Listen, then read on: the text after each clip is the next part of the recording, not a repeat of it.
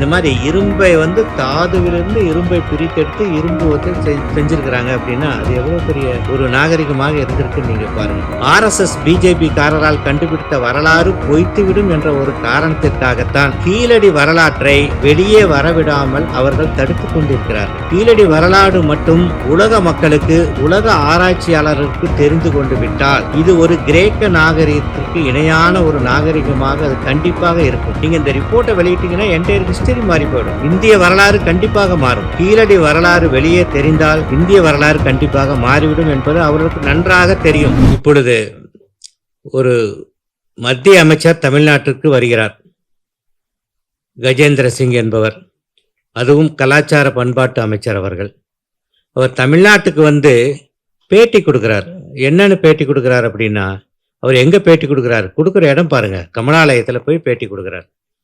பேட்டி கொடுக்கும்போது கீழடி சம்பந்தப்பட்ட கேள்விகளை வந்து நிருபர்கள் கேட்குறாங்க. அது வந்து அவர் வந்து ஒரு அறிக்கையாக கொடுக்கல, அவர் எங்கே வந்து வெளியிடுறாரு பாருங்க. அந்த அறிக்கை, தொல்லியல் துறை அறிக்கை வெளியிடுறதுக்கு முன்னாடியே அவரோட கருத்தை சொல்றாரு. இந்த கீழடி ஆய்வில் எங்களுக்கு திருப்தி இல்லை, ஒன்று. ரெண்டாவது, கீழடி ஆய்வு வந்து சயின்டிஃபிக்காக நிரூபிக்கப்படலை அப்படின்னு சொல்லி சொல்கிறாங்க. மூன்றாவதாக, டெக்னிக்கலாக அதில் வந்து இன்னும் ஆராய்ச்சி செய்ய வேண்டியிருக்கு. கீழடி இவர்கள் சொல்லுவது போன்று தொன்மையான நகரமா என்று இன்னும் எங்களுக்கு சந்தேகமாக இருக்கிறது என்று கூறுகிறார். இந்தியாவில் உள்ள எல்லா அந்த அகழ்வாராய்ச்சி எடுத்துக்கிட்டீங்கன்னு வைங்களேன், குறிப்பாக இந்த ராமர் பிறந்தார்னு சொல்லி சொல்கிறாங்க, அந்த பூமியை எடுத்துக்கோங்க, அந்த பூமியில் அகழ்வாராய்ச்சி நடந்ததுன்னு சொல்லி சொல்கிறாங்க. அதே போல் நிறைய அகழ்வாராய்ச்சிகள் நடந்திருக்கு. அந்த அகழ்வாராய்ச்சிகள் எல்லாமே ஃபைனலாக அந்த ரிப்போர்ட் வந்து ஃபெயிலியர் ஆயிருக்கு. மதுராலும் சரி, ராமஜென்ம பூமின்னு சொல்கிறாங்களே அந்த ராமஜென்ம பூமியிலையும் சரி, மற்ற இடங்களில் கடல் ஆராய்ச்சியிலையும் சரி, சரஸ்வதி நதியிலையும் சரி. புதுசாக இப்போ ஆரம்பிச்சிருக்கிறாங்க சரஸ்வதி நதின்னு சொல்லி. சரஸ்வதி நதின்றது எங்கே இருக்குது, எப்படி இருக்கிறது அப்படின்றதுக்கு வந்து இப்போ ஃபண்ட் அலாட் பண்ணுறாங்க தமிழ்நாட்டில். இந்தியா அரசாங்கம் வந்து அதுக்கு ஃபண்ட் அலாட் பண்ணுது.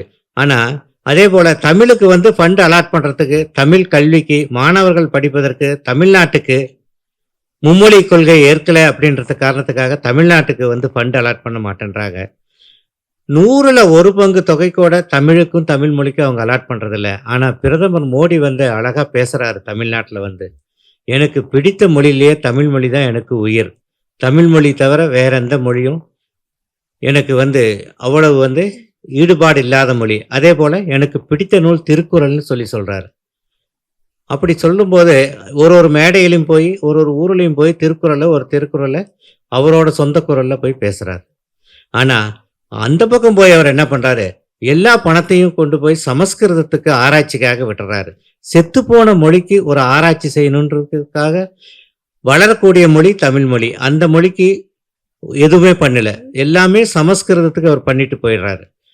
நீங்கள் அந்த பார்க்கும்போது கீழடிக்காக செலவு பண்ண தொகை எவ்வளோ. முதல்ல 2014 கீழடி வந்து ஆராய்ச்சி வந்து ஆரம்பித்து வச்சாங்க. மத்திய அரசு தான் ஆரம்பித்து வச்சுது. அது எவ்வளோ போராட்டம் பிரச்சனைகளுக்கு இடையில அந்த கீழடி பிரச்சனை இருந்தது. நாகரிகங்கள் அப்படின்னு சொல்லும்போது உங்களுக்கு குறிப்பிட்டு சொல்லணும்னா, நாகரிகங்கள் குறிப்பாக கடற்கரை ஓரங்கள் தான், அதாவது கடற்கரை மன்னிக்கும், நதிகள் ஓரங்கள் தான் நாகரிகம் நடக்கும்.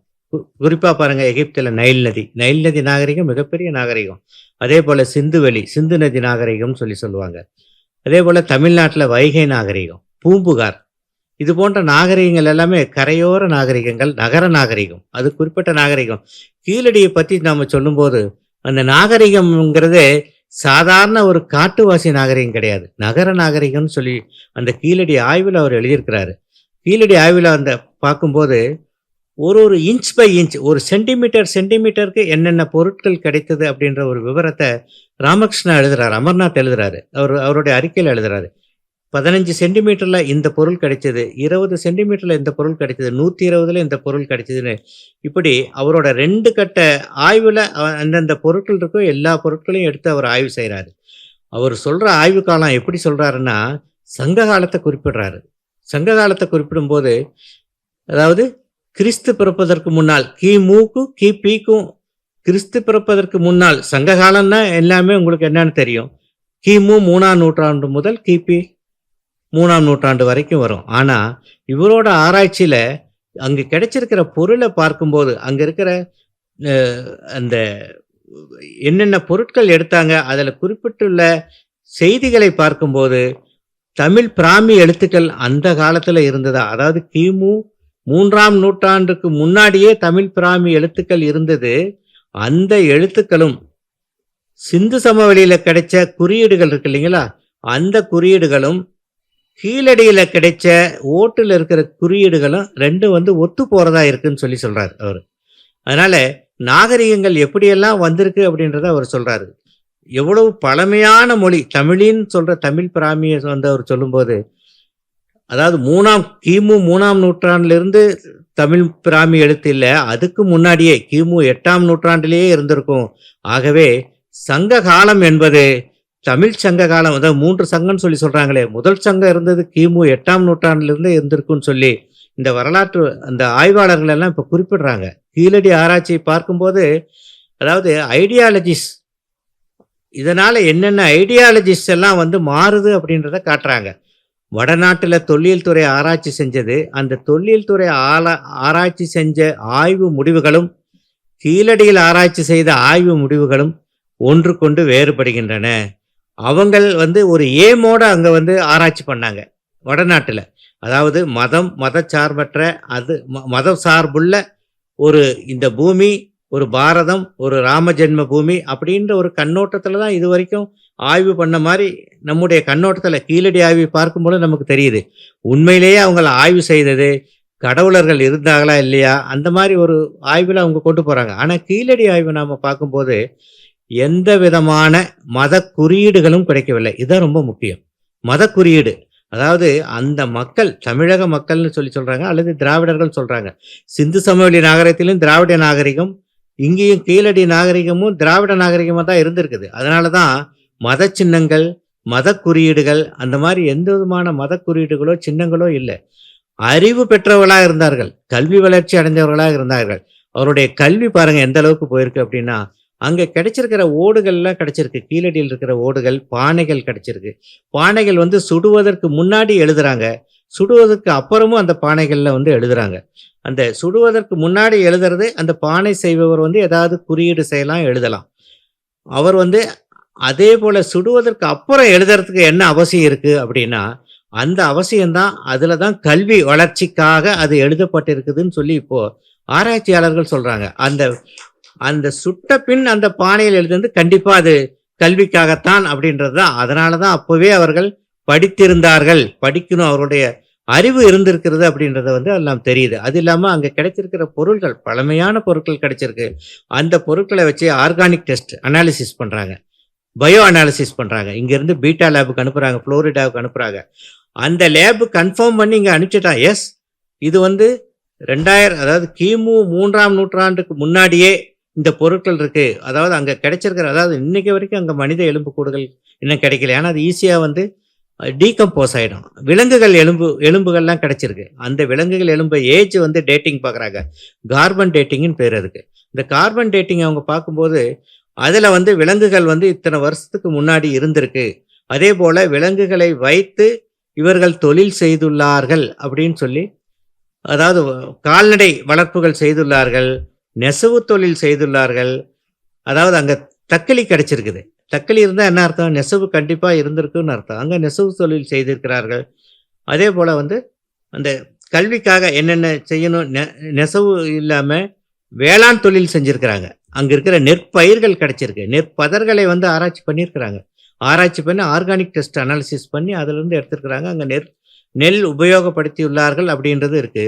அதே போல மண் கலவை ரேஷியோ, ஒரு கெமிஸ்ட் கூட அந்த மாதிரி பண்ண மாட்டான். அங்க இருக்கிற மண் கலவை இருக்கு இல்லைங்களா, அந்த உரைமண் கிணறுல வந்து கிணறுக்கு போடுற அந்த உரை, அதுல வந்து கலவை ரேஷியோ கலக்கிறான். அதாவது இத்தனை நாம இப்போ வந்து சயின்டிபிக்கா ஐஐடி லேபில் போய் தான் நம்ம கலந்துட்டு வருவோம், ஒரு ரோடு போடுறதா எதாக இருந்தாலும். அவன் அந்த காலத்திலேயே கிணறு போடுறதுக்கு, உரை கிணறு போடுறதுக்கு ரேஷியோ கலந்து இன்னைக்கு வரைக்கும், அதாவது 2500 ஆண்டுகள் ஆயிடுச்சு. இன்னைக்கு 2000, ஏறத்தாழ 2600 ஆண்டுகள் ஆயிடுச்சு. அந்த அளவுக்கு இன்னைக்கு வரைக்கும் அந்த உரை கிணறுகள் இருக்கு அப்படின்னா அவனுடைய நாகரிகம் எப்படி இருந்திருக்கும். அவனுடைய அணிகலன்கள் கூட அதுல மணிகள் இருக்கு. அந்த மணிகள் எல்லாமே அவன் கடல் கடந்து வியாபாரம் செய்திருக்கிறார், வணிகம் செய்திருக்கிறான் அப்படின்ற ஒரு எண்ணத்தை வந்து அங்க கிடைச்சிருக்கிற மணிகள் வந்து நமக்கு காட்டுது. ரொமானிய மணிகள் அங்க கிடைச்சிருக்கதா சொல்றாங்க. தங்கத்தை உபயோகப்படுத்தியிருக்கிறாங்க.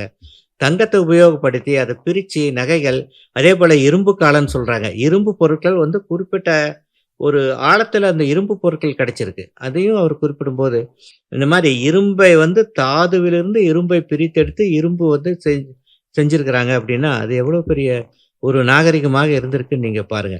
இந்த நாகரிகம் வந்து எதற்காக மத்திய அரசு வந்து ஆளும் பிஜேபி அரசு, ஆர்எஸ்எஸ், சங் பரிவார் அமைப்புகள்லாம், இந்த அமைப்புகள்லாம் என்ன சொல்றாங்க அவங்கன்னா, ஐடியாலஜிஸ்ன்னு சொல்றாங்க. அவங்க வந்து என்ன சொல்றாங்க அப்படின்னா, ராம ஜென்ம பூமி, கடவுளர் பூமி இது. இது வந்து இந்த பூமி கடவுளால் ஆனது. இப்போ கூட உங்களுக்கு பாருங்க, ஒரு உத்தரப்பிரதேசத்துல வந்து ஒரு ஆளுநர் இருக்கிறாரு. அந்த அம்மா பேர் வந்து என்னன்னா, நல்ல பேர் ஆனந்திபென். அவங்க என்ன சொல்றாங்க, விமானம் பறக்கும் தத்துவத்தை கண்டுபிடித்தது ரைட் சகோதரர் அல்ல அப்படின்னு சொல்றாங்க. இதை கண்டுபிடித்தது ஒரு முனிவர். அந்த முனிவர் பேர் என்னன்னு சொல்றாங்கன்னா, அவர் பேரு அந்த முனிவர் அப்படின்னு சொல்றாங்க. அப்படின்னா நாம வந்து இதை வந்து நம்ம எப்படி நாம நம்புறது? இந்த தத்துவத்தை நம்ம தலையில திணிக்கிறாங்க அந்த அம்மா. அந்த மாதிரி ஒரு திணிப்பு வந்து நம்ம தலை மேல வைக்கிறாங்க. இப்போ போன வாரம் வந்து விமான விபத்து நடந்தது அப்படின்னா யாரு மேல நீங்க பழி போடுறது? பழிய வந்து யார் ஏத்துக்கும்? இந்த பழிய ரைட் சகோதரர்களா? இல்லையே. அப்படின்னா நம்மளுடைய ஆராய்ச்சி, நம்முடைய தொல்லியல் ஆராய்ச்சி, நம்முடைய உத்தரப்பிரதேச கவர்னரே சொல்லிட்டாரு, அந்த பரத்வாஜ் முனிவர் தான் வந்து இதை வந்து பறக்கும் தத்துவத்தை கண்டுபிடிச்சிருக்காருன்னு அவர் சொல்லியிருக்கிறாரு. இதெல்லாம் ரொம்ப, அதாவது ஒரு ஒரு அறிவியலை வந்து ஒரு அமைச்சரே அறிவியல்னு பேசுறாரு, ஆனா அதே ஆளுநர் இந்த மாதிரி பேசுறாரு. திருவள்ளுவருக்கு காவி உடை போட்டுடுறாங்க, பட்டை போட்டு விடுறாங்க திருவள்ளுவருக்கு. இந்த மாதிரிலாம் எப்படி இருந்தார் திருவள்ளுவர்? காவி உடையோ பட்டையோ போட்டுட்டு இருந்திருக்காரு. இது இவ்வளவு ஒரு மோசமா, அதுவும் தமிழக கவர்னர் அந்த மாதிரி சொல்றாரு. ரிஷிகளால் ஆனதான் இந்த பூமி, தமிழக பூமி வந்து ரிஷிகளால் ஆனது. இவ்வளவு மோசமான ஒரு ஆன்மீக பூமின்னு சொல்லிட்டு இருக்கிறாரு. காவி உடை உடுத்தணும்னு சொல்றாரு, சனாதனம்னு சொல்றாரு. இவ்வளவு பிரச்சனைகளை எல்லாமே ஒரு அறிவியல் பூர்வமா நிரூபித்த ஒரு வரலாறு. நம்மளுடைய வரலாறு மிகப்பெரிய வரலாறு, தொன்மையான வரலாறு வந்து வெளியில தெரியக்கூடாது அப்படின்ற ஒரு காரணத்திற்காக தான் நாம் புதிதாக கண்டுபிடித்தால் அந்த வரலாறு ஏற்கனவே ஆர்எஸ்எஸ் பிஜேபி காரரால் கண்டுபிடித்த வரலாறு பொய்த்துவிடும் என்ற ஒரு காரணத்திற்காகத்தான் கீழடி வரலாற்றை வெளியே வரவிடாமல் அவர்கள் தடுத்து கொண்டிருக்கிறார்கள். கீழடி வரலாறு மட்டும் உலக மக்களுக்கு, உலக ஆராய்ச்சியாளர்களுக்கு தெரிந்து கொண்டு விட்டால் இது ஒரு கிரேக்க நாகரிகத்திற்கு இணையான ஒரு நாகரிகமாக அது கண்டிப்பாக இருக்கும்.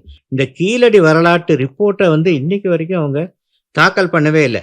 உயர்நீதிமன்றத்தில் 2 வழக்கு தாக்கல் பண்ணாங்க. மதுரை உயர்நீதிமன்றத்தில் பிரபாகர்னு ஒரு வக்கீல், கனிமொழி மதி அப்படின்ற ஒரு பெண் வழக்கறிஞர் 2 பேர் தாக்கல் பண்ணாங்க. உயர்நீதிமன்றத்தில் மத்திய தொல்லியல் துறை வந்து ஆஜரானாங்க. மத்திய தொல்லியல் துறை ஆஜராகி என்ன பதில் சொல்றாங்க, நாங்க வந்து ஏற்கனவே அமர்நாத் ராமகிருஷ்ணா ரிப்போர்ட் கொடுத்துட்டாரு, நாங்க அந்த ரிப்போர்ட்டை வந்து நாங்க ஆராய்ச்சி பண்ணிட்டு இருக்கிறோம், இன்னும் ஒரு 3 மாசத்துல அல்லது எங்களுக்கு 9 மாசம் மட்டும் டைம் கொடுங்க அப்படின்னா சொல்லி மதுரை உயர்நீதிமன்றத்தில் அவங்க வந்து டைம் கேட்குறாங்க. இது எப்போ கேட்குறாங்க? 2024 பிப்ரவரி மாதம் டைம் கேட்குறாங்க. 9 மாதம் மட்டும் போதும், அதுக்குள்ளே நாங்கள் ரிப்போர்ட்டை வெளியிட்டுறோம்னு சொல்கிறாங்க. ஆனால் இன்னைக்கு வரைக்கும் 1 வருஷத்துக்கு மேலே ஆயிடுச்சு, 1.5 வருஷம் ஆக போகுது. இன்னைக்கு வரைக்கும் மத்திய தொல்லியல் துறை இன்னைக்கு வரைக்கும் எந்த ரிப்போர்ட்டையும் கொடுக்கல. கொடுக்கறதுக்கு உண்டான காரணம் என்னன்னா, அவங்களுக்குரிய ஒரு அழுத்தம், மத்திய அரசு அவங்களுக்கு அழுத்தம் கொடுக்குது. நீங்கள் இந்த ரிப்போர்ட்டை வெளியிட்டீங்கன்னா என்டையர் ஹிஸ்டரி மாறி போயிடும், இந்திய வரலாறு கண்டிப்பாக மாறும். கீழடி வரலாறு வெளியே தெரிந்தால் இந்திய வரலாறு கண்டிப்பாக மாறிவிடும் என்பது அவர்களுக்கு நன்றாக தெரியும். அதனால்தான் இன்றைக்கு வரைக்கும் கீழடி உடைய நாகரிகத்தையோ, கீழடி மக்கள் தமிழர்களின் நாகரிகத்தையோ, திராவிட நாகரிகத்தையோ மத்திய அரசு வெளிக்கொணராமல் இருக்கிறதுக்கு அது ஒரு அழுத்தம் தான் காரணம். அப்படி தெரிந்திருந்தால், உலக அரங்கிற்கு இது சென்றிருந்தால், இன்றைக்கும் கீழடி பற்றி எல்லோரும் படித்து கொண்டிருப்பார்கள். உலக ஆராய்ச்சியாளர்கள் கீழடி பற்றி, அந்த லண்டனில் இருக்கிற குழந்தையோ, அமெரிக்காவில் இருக்கிற ஒரு பள்ளி மாணவனோ, உலகில் தொன்மையான நாகரிகங்களில் கீழடி நாகரிகமும் ஒன்று என்று அவர்கள் கண்டிப்பாக தெரிந்திருப்பார்கள். ஆகவே இந்த சங்ககால ஒரு மிகப்பெரிய ஒரு இது போன்ற ஒரு வாய்ப்பு யாருக்கும் கிடைக்காது. இந்த மாதிரி ஒரு ஒரு ஒரு ஒரு நதியோரம் ஒரு ஒரு நகரம் இருந்திருக்கிறது. அந்த நகரத்தில் மக்கள் வாழ்ந்திருக்கிறார்கள். மக்கள் அவருடைய வளர்ச்சி எவ்வளவு இருந்திருக்கிறது அப்படின்றது யாராருக்கெல்லாம் பெருமை? தமிழர்களுக்கு பெருமை, இந்தியர்களுக்கு பெருமை, இந்தியாவுக்கு பெருமை. இந்த பெருமை எல்லாம் ஏன் மத்திய அரசு, பாஜக அரசு வெளிக்கொணர மறுக்கிறது என்பது எங்களுக்கு தெரியவில்லை. சங்ககால விஷயங்களை இன்றைக்கு நாம் கொண்டு வர வேண்டும் என்றுதான் நாம் நினைக்கிறோம். ஆனால் இங்கே இருப்பதோ சங்கி அரசு, சங்கி காலமாக இருக்கிறது. நாம் என்ன பண்ண முடியும் என்று நான் கூறிக்கொண்டு என்னுடைய உரையை முடித்துக் கொள்கின்றேன். நன்றி, வணக்கம்.